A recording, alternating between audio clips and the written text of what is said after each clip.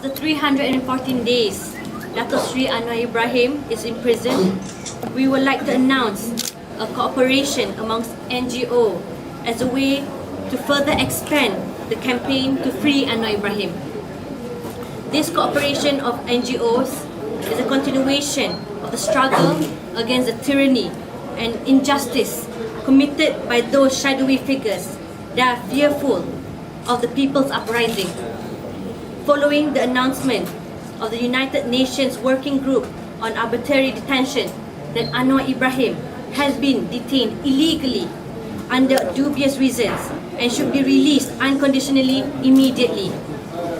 Since the beginning of the imprisonment, we have iterated multiple times that he is a political prisoner.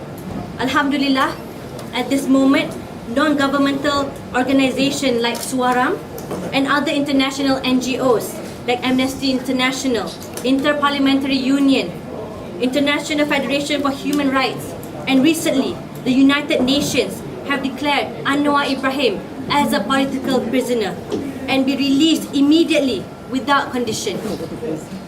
Even many other NGOs and law bodies around the world like International Commission of Jurists, Australian Bar Association, the Malaysian Bar, has condemned the court proceeding of Anwar Ibrahim. Last August, the chairman of the International Union of Muslim Scholars, Professor Dr. Sheikh Yusuf Al-Qadawi, has labelled the prosecution as deeply flawed.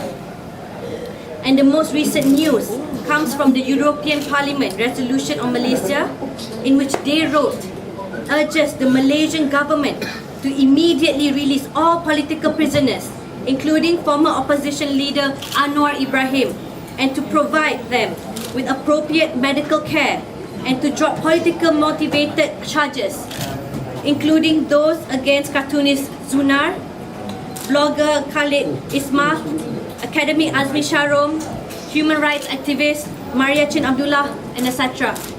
Tonight, the family and NGOs once again would like to reiterate our request to our insistence to the government of Malaysia to release Anwar Ibrahim immediately.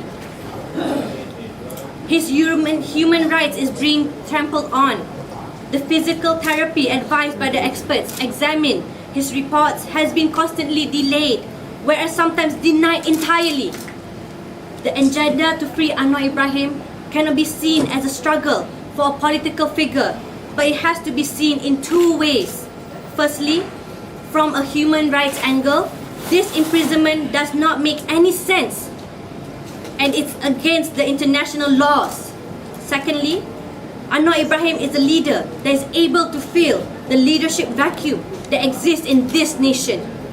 We believe that the people would be free if Anwar Ibrahim is freed. In a wider vision and mission, the issue of political persecution needs to be given a proper attention. Anwar Ibrahim is a great example to carry on this message, and he represents a symbol of a fighter that the people so desperately needs. In this struggle to continue to uphold justice and defend the rights of the people, tens of activists, youths, people's representatives, and others have been the victim of abuse of power. One of the things used to silence the people is ISA, which has been used widespread lately. SOSMA and the news that been used with which were POTA and National Security Council bill.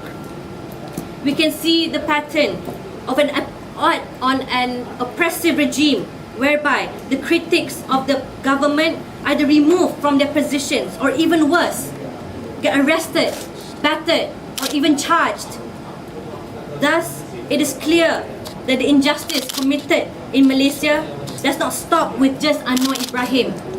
This task force will continue to fight not only for Anwar Ibrahim, but also for all the individuals that have been persecuted due to their political beliefs. Finally, we implore Malaysians everywhere to lend their support towards this effort against this tyranny and injustice. Malaysia and her future is on the line. Thank you.